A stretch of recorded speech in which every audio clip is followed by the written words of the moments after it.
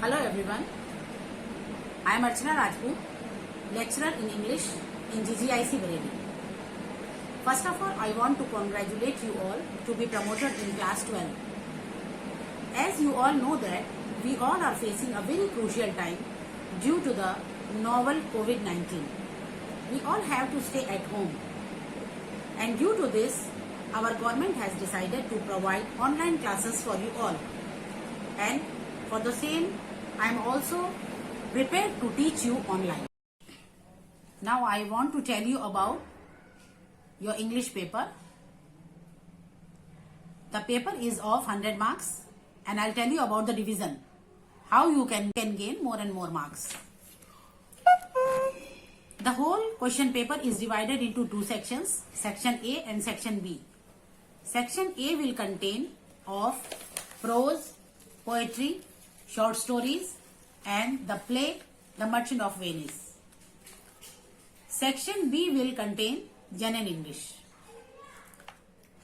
In section A, first of all, explanation with reference to the context, one passage from prose and one stanza from poetry of 8 marks. You have to attempt it of 8 marks.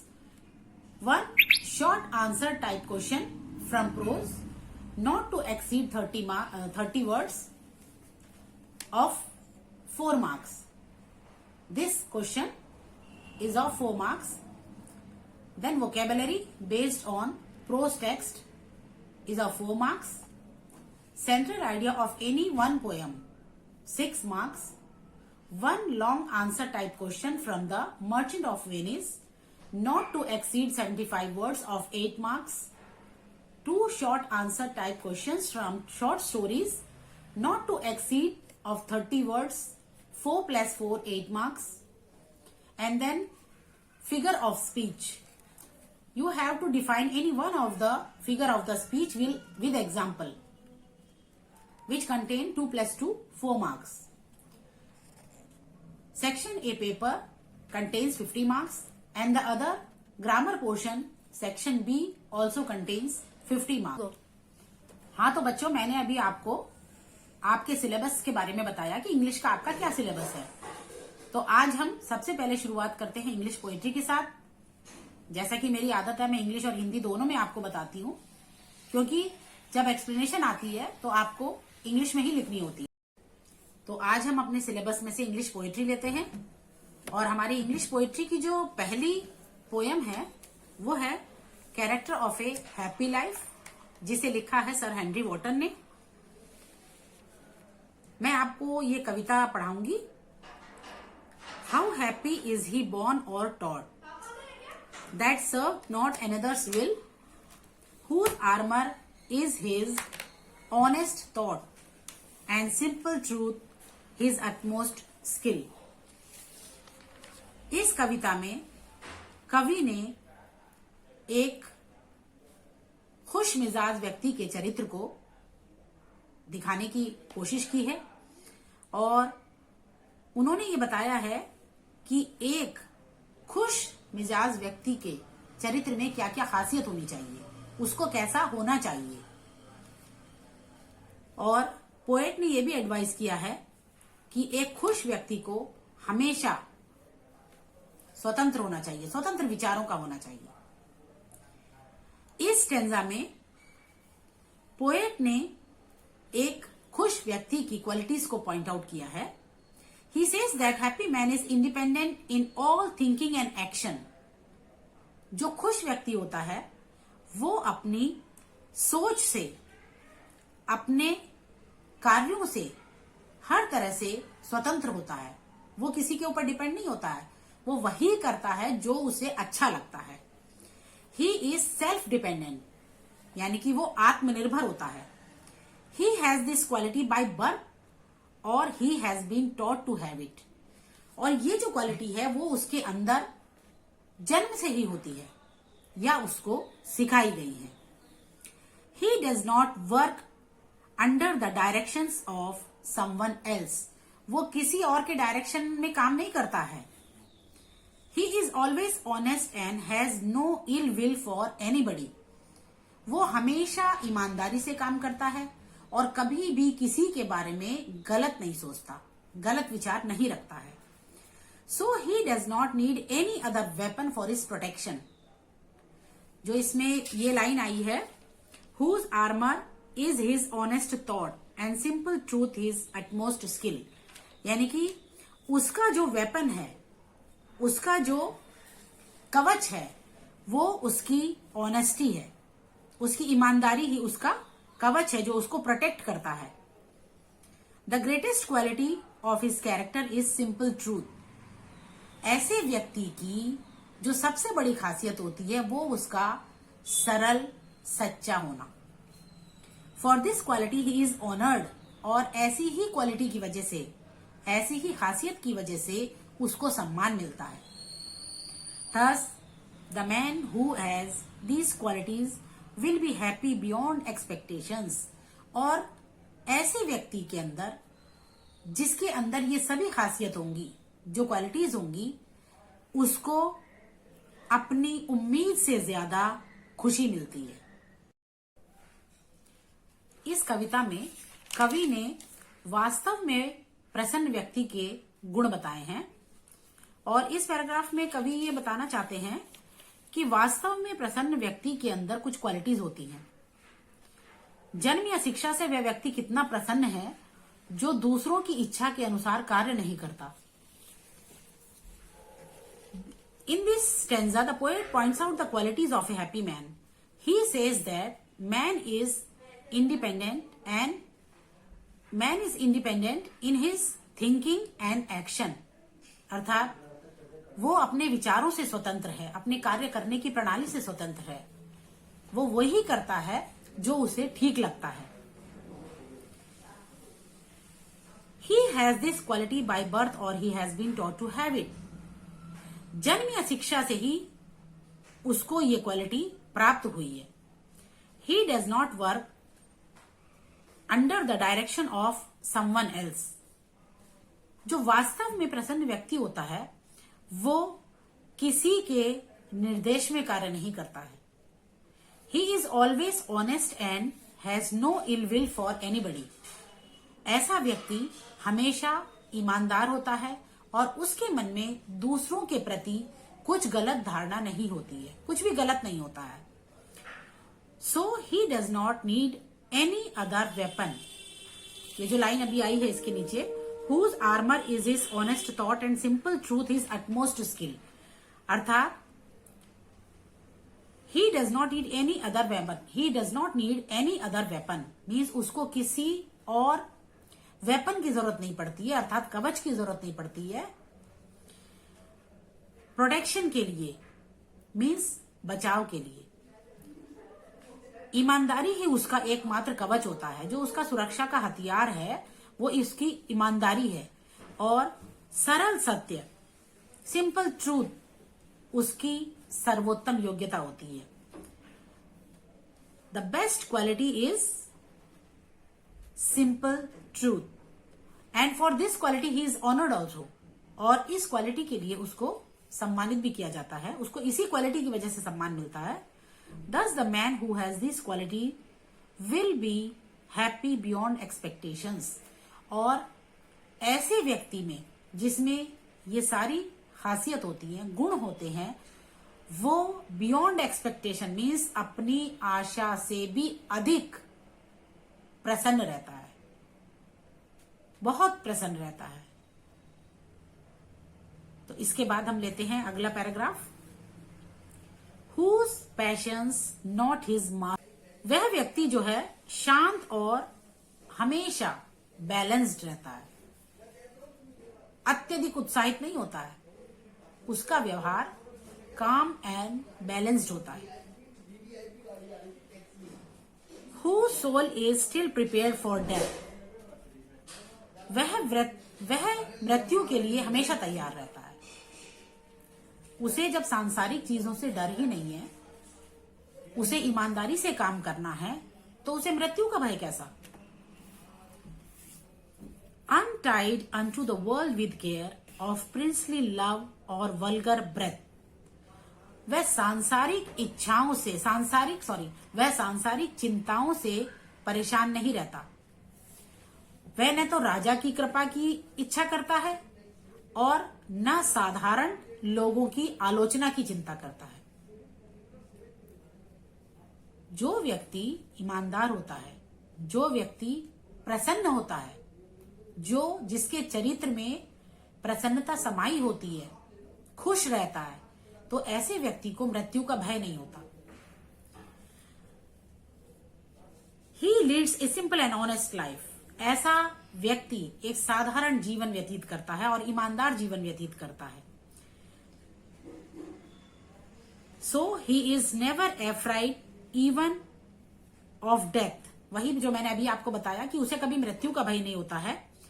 He neither likes flattery nor does he mind the public criticism. So he is always happy. ना तो उसे राजा की कृपा की इच्छा है, ना वो ये चाहता है कि कोई आकर कोई उसकी आलोचना करे, ना वो साधारण लोगों की आलोचना से डरता है। ऐसा व्यक्ति हमेशा खुश रहता है।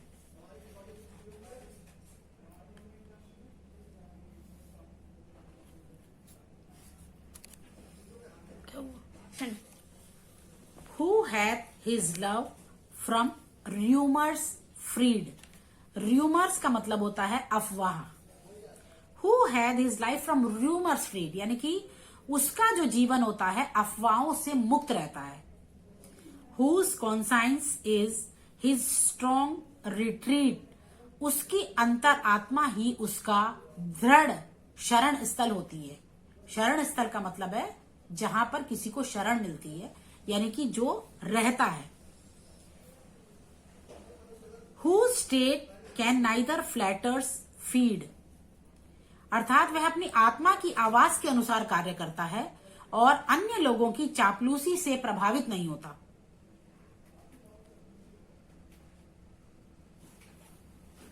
उसका विनाश दमन करने वालों को महान नहीं बना सकता। Nor ruin can make oppressors great. Ruin means बर्बाद करना, नष्ट करना किसी को। तो उसका विनाश दमन करने वालों को महान नहीं बना सकता। किसका विनाश? प्रसन्न व्यक्ति का। अगर कोई प्रसन्न व्यक्ति का विनाश करना चाहेगा तो वो महान नहीं बन सकता है। तो इस पैराग्राफ में पोएट ने यही कहने का प्रयास किया है कि एक हैप्पी मैन को हमेशा शांत और बैलेंस रहना चाहिए और जो सांसारिक उत्तेजनाएं हैं उनसे फ्री रहना चाहिए, मुक्त रहना चाहिए। उसे किसी भी प्रकार की कोई भी चिंता या डर नहीं होना चाहिए और he is very careful of flutters. Flutters माने चापलूसों से बहुत ज्यादा सावधान रहने की जरूरत है। तो इस पैराग्राफ में हमने क्या पढ़ा है कि जो हैप्पी मैन है वो र्यूमर्स में विश्वास नहीं करता है। र्यूमर्स मीन्स अफवाहों में विश्वास नहीं करता है और he is always guided by his conscience and follows his words strictly.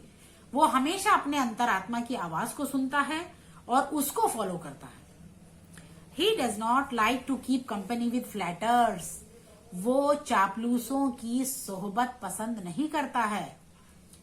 He is not influenced by his false praise. वो अपनी जबरदस्ती की प्रशंसा से खुश नहीं होता है। So he is never proud of himself. इसीलिए वो कभी भी अपने आप पे गर्व नहीं करता।